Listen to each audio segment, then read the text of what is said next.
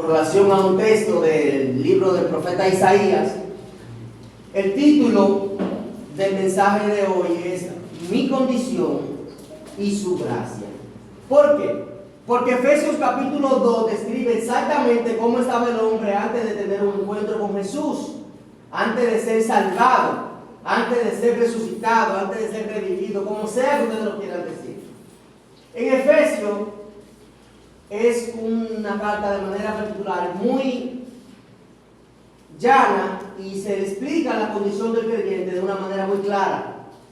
Pero en Mateo capítulo 13, verso 13, el Señor inicia diciéndole a sus discípulos: por eso os digo estas parábolas, pues ellos miran, pero en realidad no ven. Oyen, pero en realidad no escuchan ni entienden. De esta forma se cumple la profecía que dice Isaías: cuando ustedes oigan lo que digo, no entenderán. Cuando vean lo que hago, no comprenderán. Pues el corazón de este pueblo está endurecido y sus oídos no pueden oír, dice el verso 15. Y han cerrado sus ojos, así que sus ojos no pueden ver y sus oídos no pueden oír, dice. Y su corazón no puede entender, y lo que pueden y no pueden volver a mí para que yo les sane, dice el Señor en ese verso 16. Su corazón no puede volver a mí para que yo les sane. En Romanos capítulo 3, verso 23, en esta versión, y 24, dice: pues todos hemos pecado, nadie puede alcanzar la meta gloriosa establecida por Dios. Esto que todos conocemos. Todos han pecado y están destituidos de la gloria de Dios. Y el 24 dice: sin embargo, en su gracia, Dios gratuitamente nos hace justos por medio de Cristo, quien nos liberó del castigo de nuestros pecados. ¿Cómo dice el 24? Nos liberó del castigo de nuestros pecados. Para que le demos un enfoque con una perspectiva más llana, lo que estamos diciendo es que el incrédulo no está enfermo. No. Pablo dice en Efesios 2 que está muerto. El incrédulo no necesita ser revivido. No, como cuando Pedro fue para que reviviera la hija de Jairo. El incrédulo necesita ser resucitado. Todos los pecadores, todas las personas que no conocen a Cristo, que no han tenido un encuentro con Cristo, están muertos. Y la única diferencia entre un pecador y otro, realmente la única diferencia entre un pecador y otro, es el estado de descomposición en el que se encuentran. ¿Cómo así? Claro, hay personas que entienden que no tienen conocimiento de Cristo, hay personas que saben su condición, saben que no son creyentes y saben que son pecadores. Hay otros que no entienden su condición, que viven engañados y aún no conocen a Cristo. La diferencia entre ambos es su estado de descomposición. ¿Qué puedo decir con eso? Que un vago callejero y corrupto que está en la calle haciendo maldad y usando todo lo que está haciendo, ¿está perdido? Sí. Pero hay líderes incrédulos, pecadores, que están en un estado de corrupción que no lo hace la diferencia entre este líder y aquel vago que está en el mendigo. Porque están en la misma condición. Están muertos. Si usted tiene dos cadáveres, no hay uno que esté más muerto que otro. Puede ser que el muerto se vea diferente. Uno se ve con una paz tremenda que usted lo ve y te dice, no parece que está muerto. Sí, pero está muerto. No hay un cadáver que parezca que esté más muerto que otro. No. Lo que eso significa es que el mundo afuera realmente es un cementerio de gente viva que está muerta. ¿Y cómo muerta? Espiritualmente está muerta. Nosotros podríamos minimizar nuestros pecados a veces hacemos cosas y no le damos la importancia que requieren, nosotros podríamos minimizar nuestro distanciamiento de Dios realmente. Pero Efesios capítulo 2 nos dice a nosotros que Dios ve nuestro pecado realmente como que una tragedia, que a Dios no le gusta, que a Dios no le agrada que nosotros actuemos de esta manera. Vamos a nuestro pasaje, abran su Biblia en Efesios capítulo 2, verso del 1 en adelante. Dice el verso 1, estoy leyendo en otra versión. Antes ustedes estaban muertos a causa de su desobediencia y sus muchos pecados. Dice el verso 2. Vivían en pecado igual que el resto de la gente, obedeciendo al diablo, el líder de los poderes del mundo invisible, quien es el espíritu de que actúa en el corazón de los que se niegan a obedecer a Dios. Dice el verso 3. Todos vivían así en el pasado, siguiendo los deseos de nuestras pasiones y la inclinación de nuestra naturaleza pecaminosa. Por nuestra propia naturaleza éramos objeto del enojo de Dios, igual que todos los demás. Y miren lo que dice aquí en los primeros 3 versículos. Ahora, en el verso 4 dice: pero Dios, que es tan rico en misericordia y nos amó tanto, que a pesar de que estábamos muertos por causa de nuestros pecados, nos dio vida cuando levantó a Cristo de los muertos. Es solo por la gracia de Dios que ustedes han sido salvados. Y dice el 6 para concluir: pues nos levantó de los muertos junto con Cristo y nos sentó en los lugares celestiales, porque estamos unidos con Cristo Jesús. ¿Qué diferencia? Inicia diciendo que somos malvados, malos, perversos, pecadores, que estamos muertos, y después dice que Dios en su gracia y misericordia ha elegido salvarnos. Efesios, para poner esto en contexto de lo que está pasando aquí, lo que Pablo dice en el tiempo que lo está diciendo, Efesios realmente era una ciudad muy importante en los tiempos de Pablo. Era una ciudad portuaria estratégica. En aquel momento Efesios competía en importancia con Alejandría de Egipto y con Antioquía de Siria. Esta carta se está escribiendo en el año 60, cuando Pablo tiene su primer apresamiento domiciliario en Roma. Esa carta se escribió desde allá para la iglesia de Éfeso y para que fuera compartida en las iglesias vecinas, en las iglesias que estaban en la zona. Fue enviada con un siervo de Pablo, conocido de ellos, que se llamaba Tíquico. Esta iglesia de Éfeso se fundó alrededor del año 51, 52, 53, cuando Pablo iba de camino a Jerusalén y a Antioquía. Pasó un tiempo aquí breve y fundaron esta iglesia en el viaje misionero de Pablo. Todos los creyentes que estaban allí recibieron la carta y como Pablo dio instrucciones, así mismo también la compartieron. Esta carta se envió con la simple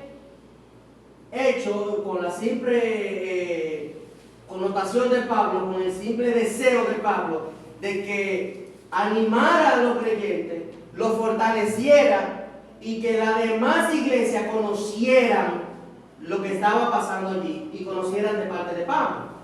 Y si ustedes se recuerdan, cuando nosotros vamos a Apocalipsis, cuando el Señor le manda el mensaje a las 7 iglesias, Él lo que le recuerda a Éfeso es que vuelva a su primer amor.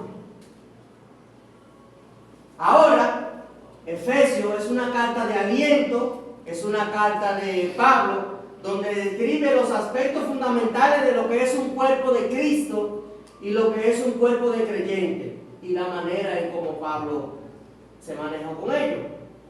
Desde el capítulo 1, Pablo viene diciéndole a ellos y les relata cómo él ha sido tratado. Es por eso que él le pide a los creyentes de Éfeso que funcionen como un cuerpo, que actúen como un cuerpo.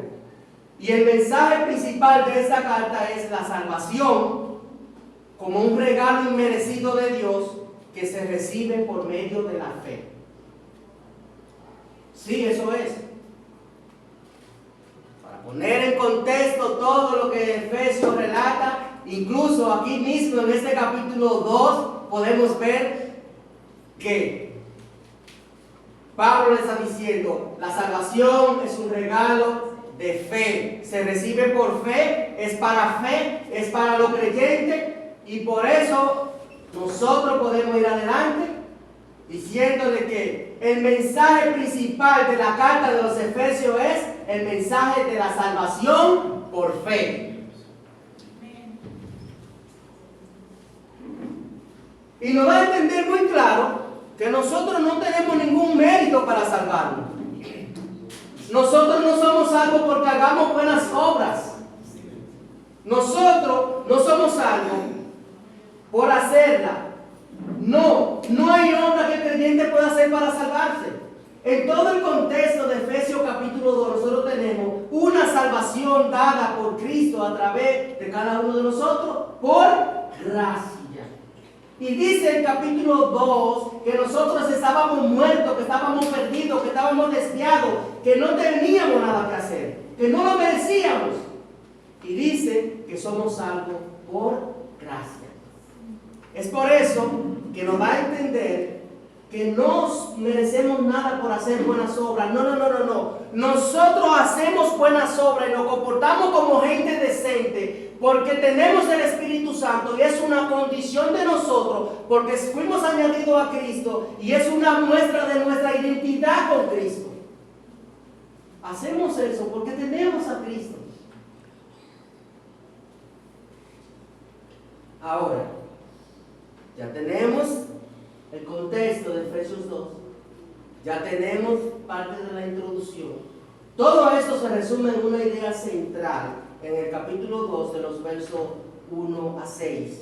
Y es que la salvación es un don gratuito de Dios que nos rescata de nuestra muerte espiritual y nos integra a un nuevo cuerpo en Cristo Jesús. Dicho esto, vamos a tener ahora una explicación de Efesios capítulo 2 de una manera temática. No es positiva como lo hacemos siempre. Entendemos que desde el principio lo que a nosotros nos separó de Dios, desde el principio lo que a nosotros nos distanció de Dios fue el pecado. Todos sabemos eso. En Génesis capítulo 3 habla de eso. El primer pecado. Ahora, desde el principio la humanidad ha vivido distanciada de Dios, separada de Dios, por tres fuerzas principales en este mundo. Esas tres fuerzas principales que separan a una persona de Dios son el mundo. Y cuando usted dice el mundo, sí, el mundo. El mundo no lo hizo Dios, sí, el mundo lo hizo Dios. Y Dios cuando hizo todo en los 6 días que creó todo, y dice que todo lo que hizo fue bueno, exactamente, vamos a hablar de eso más adelante. El mundo separa a la persona de Dios. ¿Por qué? El mundo enseña su propia doctrina, el mundo tiene sus propios argumentos para que la gente no crea en Dios, no vean a Dios en las cosas del mundo y no confíen en Dios. El diablo, que es quien gobierna parte de ese mundo, o el mundo en sí. Entonces eso es una parte esencial también para nosotros mantenernos como una fuerza principal que nosotros nos separa de Dios. Y el otro punto es la carne. Y Pablo lo explica en Efesios capítulo 2 cuando él dice, aquí, realmente, cuando él dice, antes ustedes estaban muertos a causa de su obediencia y sus muchos pecados. Y dice, vivían en pecado al igual que el resto de la gente, obedeciendo a la carne, al mundo, y parte de lo que decía Satanás. Y mucha gente se va a escudar en este tercer punto. Ustedes han escuchado una frase que dice, no, porque la carne es débil. Claro, eso es una excusa. Muchos dicen la palabra de que se dejó usar. No.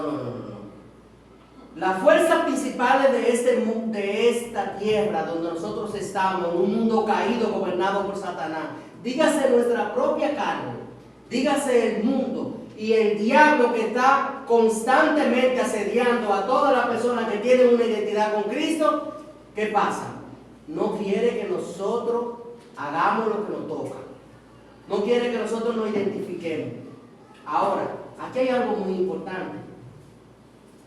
En el verso 4 de Efesios capítulo 2 dice, pero Dios. Y leyendo el libro de Martin Lloyd-Jones, dice que cuando Martin dice, pero Dios, esto debe contener todo el sentido del Evangelio cuando se refiere a la salvación. ¿Y por qué?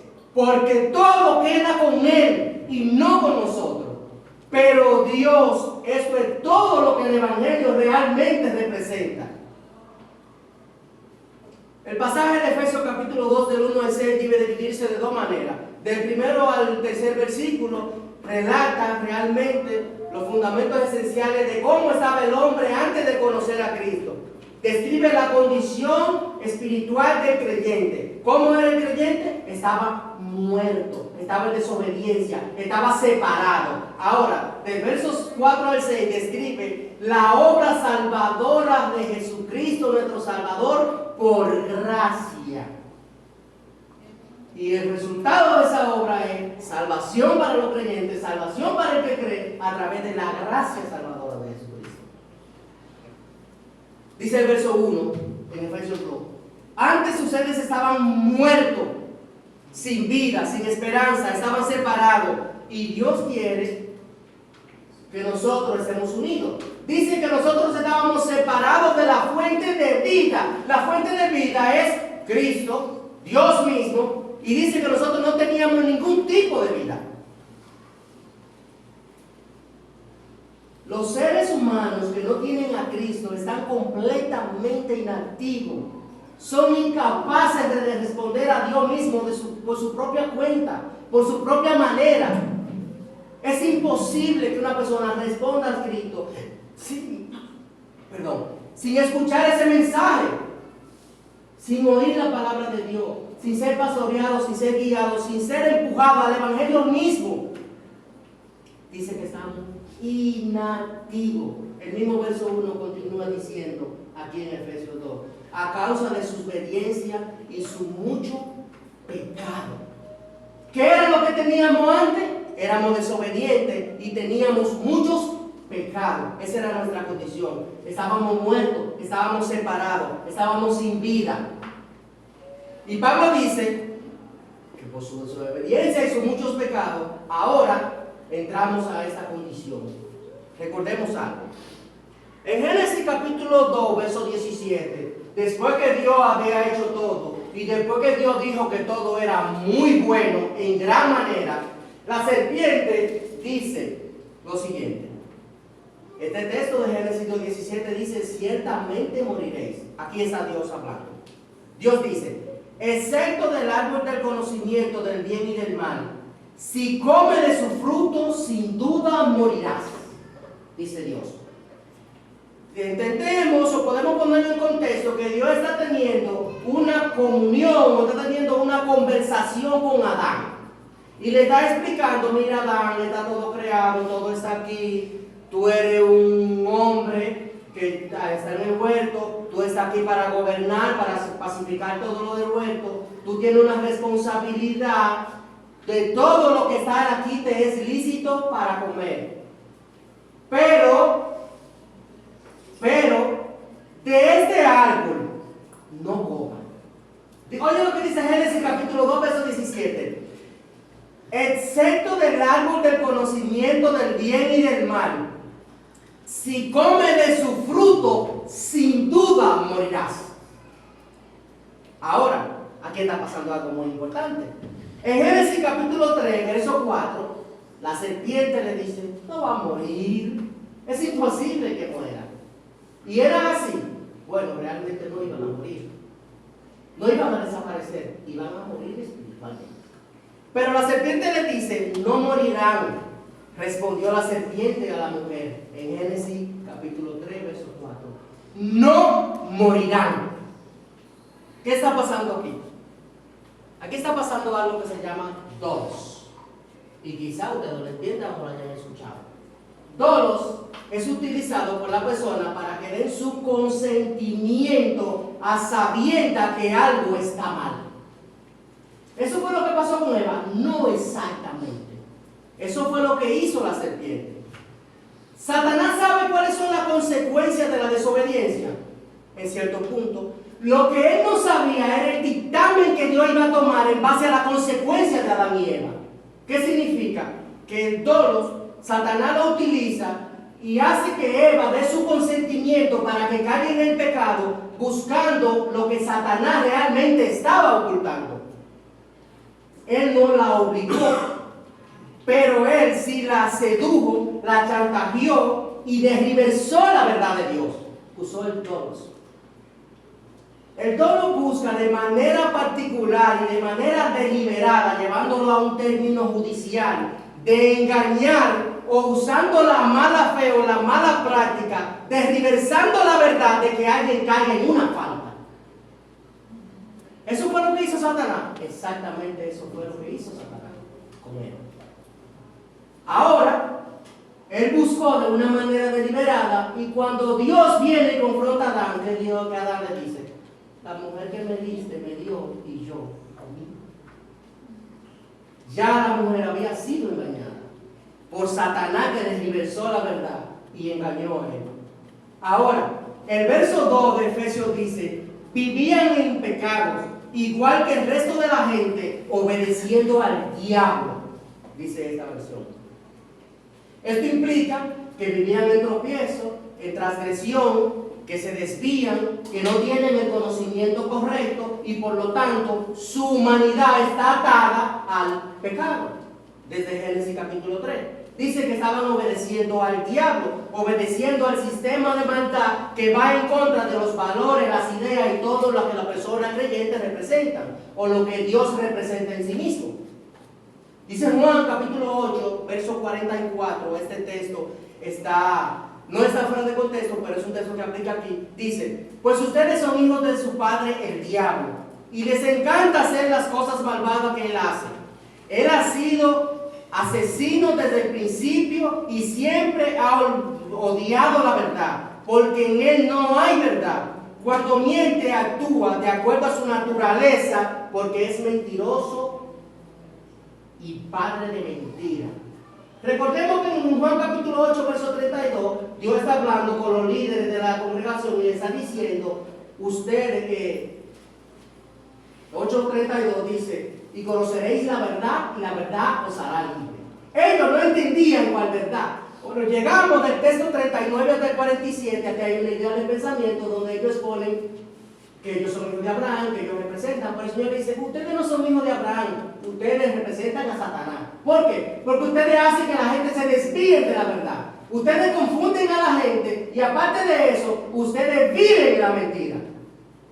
Y se identifica con este texto aquí, porque le dice que ellos son de esa manera. Ahora, cuando nosotros vamos más adelante, que nosotros llegamos al verso 3, nosotros tenemos la verdadera inclinación y donde termina lo que es el hombre caído en sí. Dice el verso 3 aquí en Efesios 2.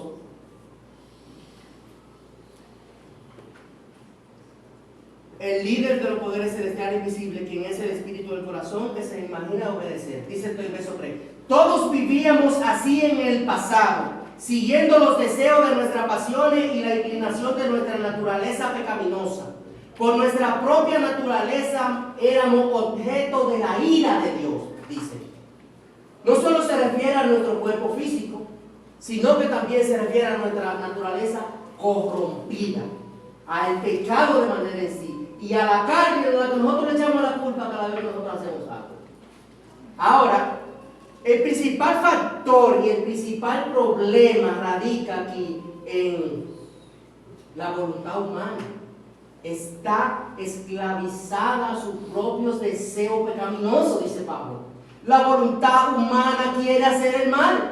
La voluntad humana quiere ir en contra de lo correcto. Y por eso somos objeto de la ira de Dios, porque Dios es justo. Dios es perfecto. Por naturaleza no accidental, es una condición que nosotros heredamos desde el dolo de Adán y Eva, cuando cayeron en Génesis capítulo 3. Esa era la naturaleza. Y la ira de Dios es una justa respuesta al pecado del hombre. Es normal. Ahora, en el verso 4 tenemos lo que debe ser, lo que es, lo que necesita la persona. Dice el verso 4, pero Dios, que es tan rico en misericordia, nos amó tanto. Y yo creo que esto es todo. Si nosotros entendemos esto,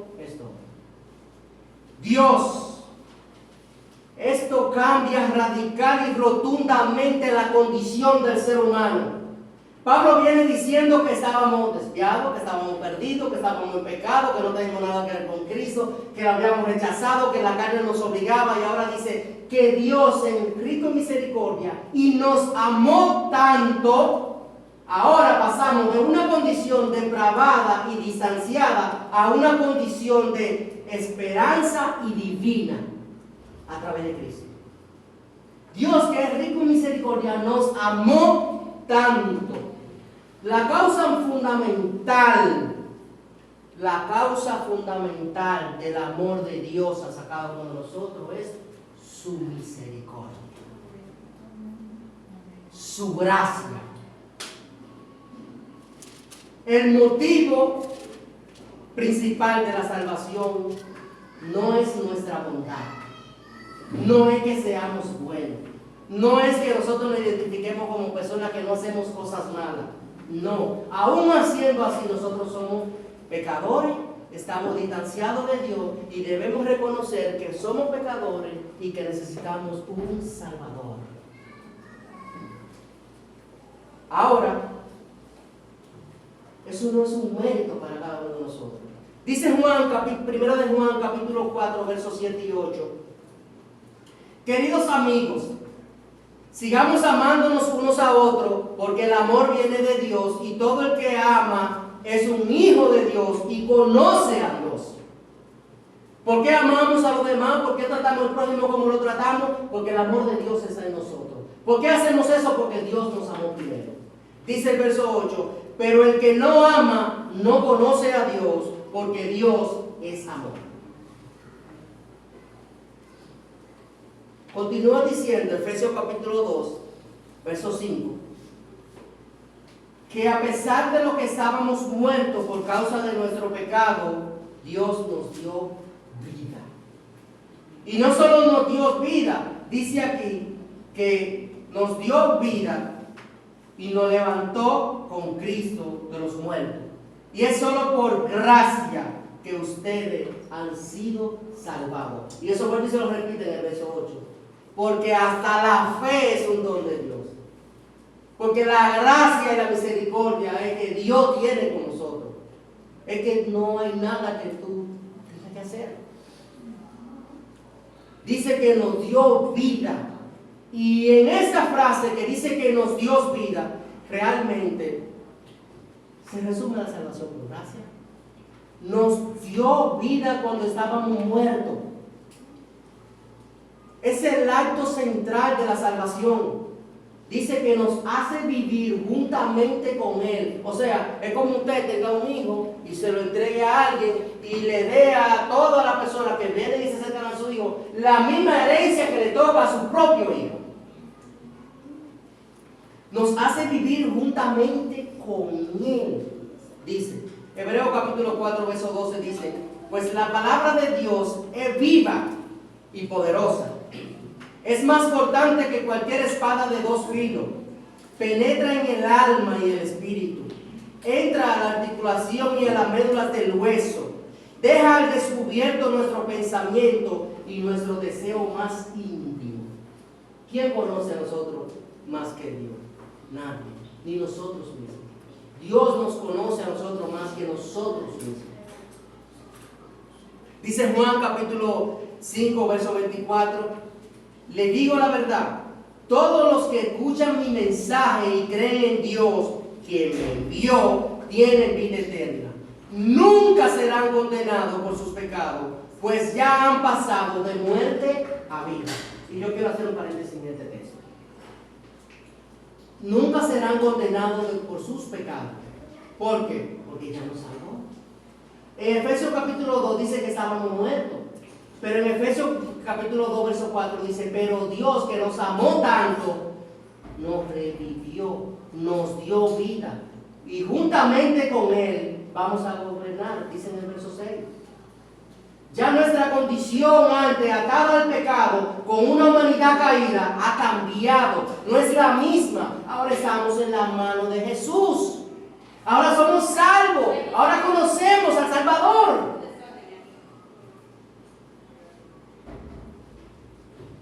Es solo por gracia. Y cuando digo gracia, el significado es que es algo inmerecido, que nos toca a nosotros, que podemos tocar, que podemos palpar, de lo cual podemos disfrutar sin nosotros tener que hacer nada. Gracia, bondad inmerecida de Dios hacia los que no la merecen. ¿Están entendiendo? Hemos sido salvados. Y cuando ese texto dice que hemos sido salvados, es que alguien externo a nosotros mismos vino, pagó un precio, se puso en el lugar y nos dio vida, nos salvó. Aquí hay tres conceptos que unen a un ser humano o unen a un creyente con Cristo. ¿Cuáles son? Bueno, cuando nos da vida, cuando nos resucita y cuando nos exalta. En el verso 6 dice que nos exalta, que nos va a poner a gobernar también con Cristo. Dice el verso 6, aquí en Efesios capítulo 2. Pues nos levantó de los muertos junto con Cristo y nos sentó en los lugares celestiales porque estamos unidos a Cristo Jesús. Nos levantó de los muertos. Nos resucitó.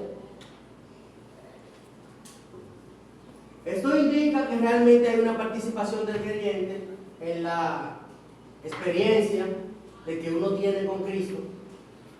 Hay una decisión que hay que tomar, hay que ir adelante con esa decisión, pero realmente significa Cristo haciendo todo el trabajo y el Padre haciendo el trabajo para que nosotros lleguemos a ese encuentro. Romano dice que la fe es por el oír la palabra de Dios. Para eso la palabra de Dios tiene que ser propagada y explicada y predicada, para que las personas que no conocen de Cristo conozcan. Colosenses capítulo 2, verso 12 dice, pues ustedes fueron sepultados con Cristo cuando se bautizaron, y con Él también fueron resucitados para vivir una vida nueva, debido a que confiaron en el gran poder de Dios, quien levantó a Cristo de los muertos. ¿Por qué fuimos levantados? Porque Él nos levantó. Él nos resucitó. Él nos dio vida cuando estábamos muertos. Adelante. ¿Cómo es nuestra realidad sin Dios? Estamos muertos. ¿Cómo vivíamos antes? En pecado. ¿Qué hacíamos antes? Obedecíamos a la carne. Eso era lo que hacíamos. Más adelante. Ahora, ¿qué dice? Que nos dio vida, que nos sentó, que nos amó. Pero Dios, que nos conoce, 1 Juan capítulo 8, nos amó tanto, dice más adelante. Dice que nos sentó. Y al levantarnos y resucitarnos, los creyentes debemos entender que tenemos una posición de autoridad. Y esa posición de autoridad, ¿quién nos la da? Cristo. ¿Por qué? Porque dice que estamos unidos a Cristo. Dice que nos sentó junto con Él. Dice que somos herederos con Él. Dice que nos toca herencia, que Dios Padre nos dio herencia junto con el Hijo.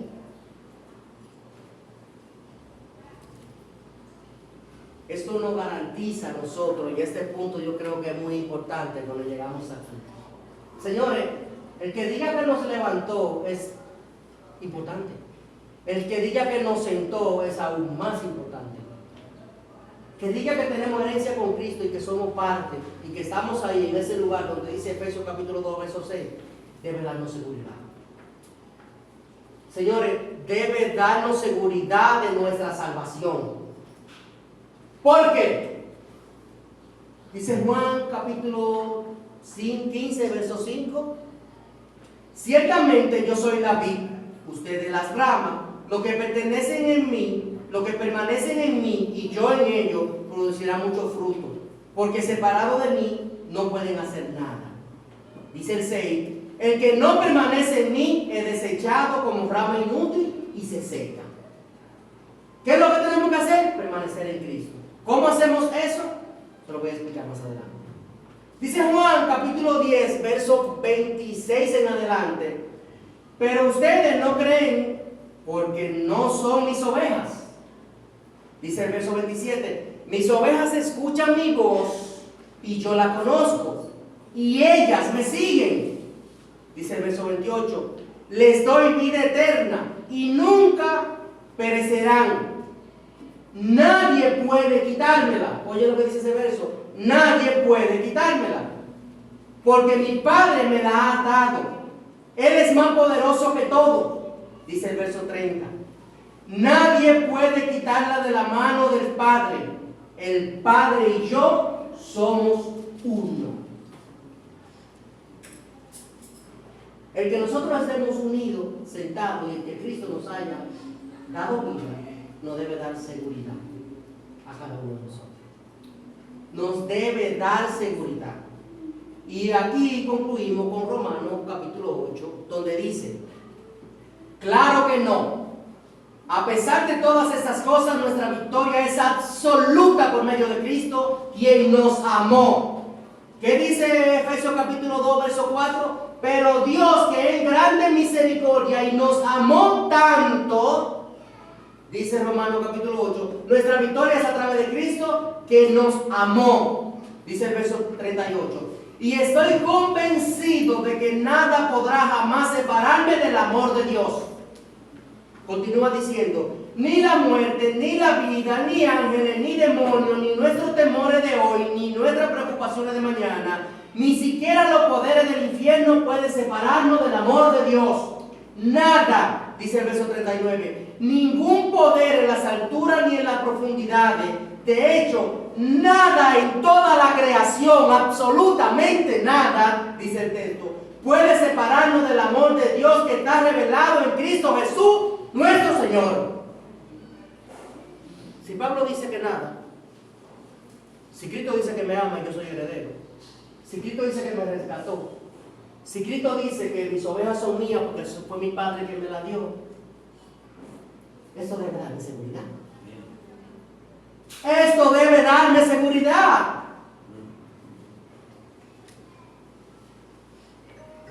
Nada puede separarme del amor de Dios que es en Cristo Jesús.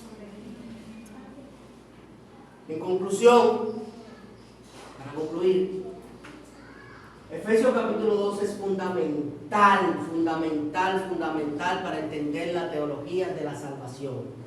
Añadidas a Juan capítulo 10, Marcos capítulo 4, Romanos capítulo 8 y otro texto más que podríamos citar.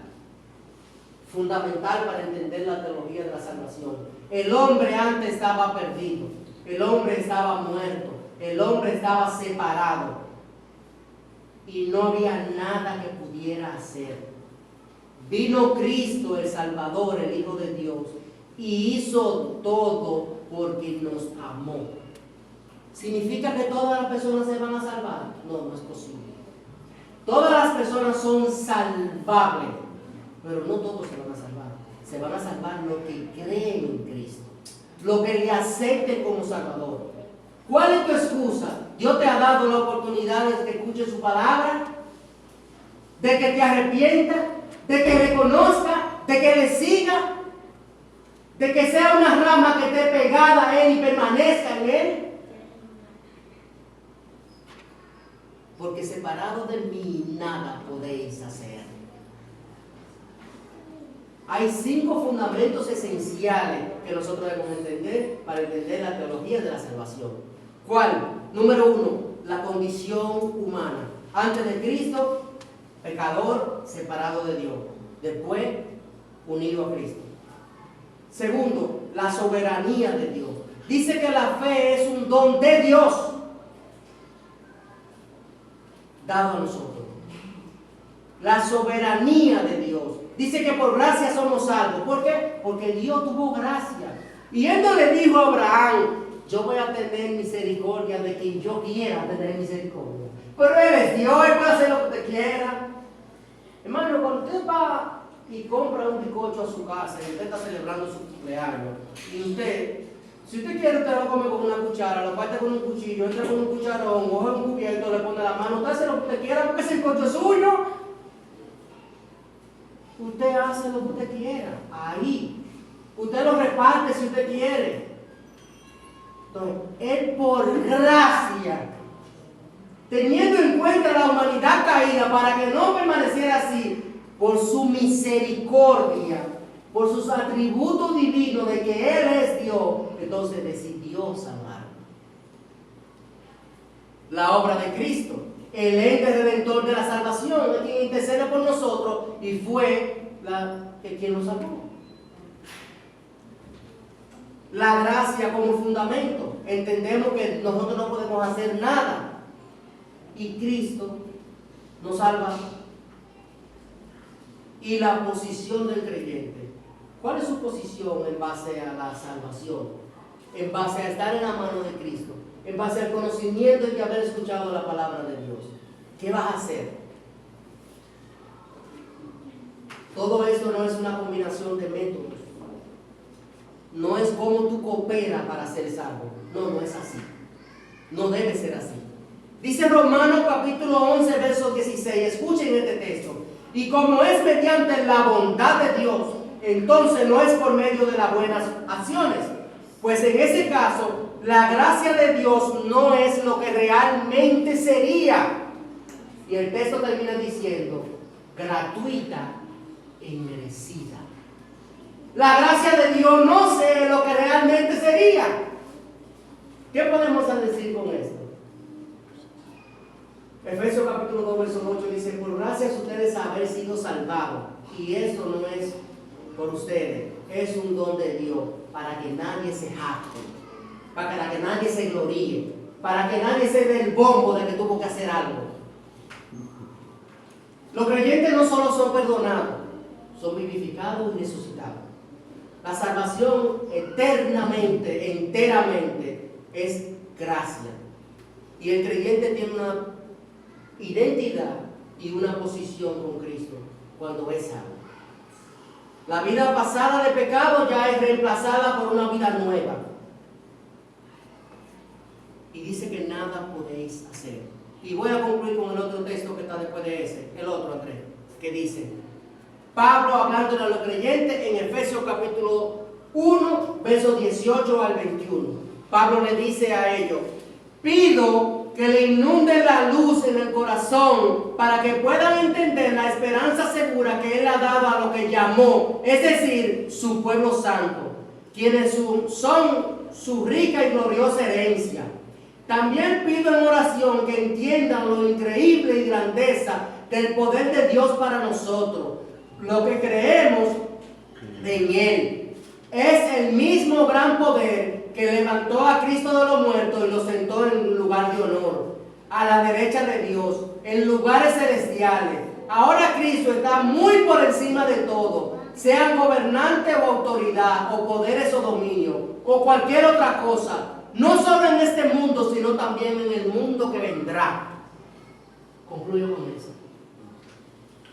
Gálatas capítulo 2, verso 20 dice: con Cristo estoy juntamente crucificado, y ya no vivo yo, mas vive Cristo en mí. Y lo que ahora vivo en la carne, lo vivo en la fe del Hijo de Dios, el cual me amó y se entregó a sí mismo por mí. ¿Qué hago yo? Nada. ¿Qué fue lo que pasó? Gracias. ¿Lo merecía? No. ¿Quién me salvó? Cristo. Pensemos en eso. Con Cristo estoy juntamente crucificado. Señor, ¿cuál es mi identidad? ¿Qué voy a hacer? ¿Cómo voy a continuar?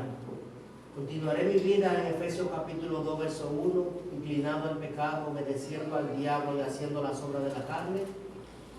¿O voy a aceptar el amor de Dios dado a través del versículo 4, que dice que Dios nos amó tanto que decidió salvar? ¿Qué voy a hacer? ¿A dónde voy a llegar? ¿Qué posición voy a tomar? ¿Hacia dónde me voy a dirigir? Pero sobre todo esto debe darme seguridad. Mi salvación está sellada a través de Cristo. Hermano, Dios te bendiga. Medita en lo que fue predicado.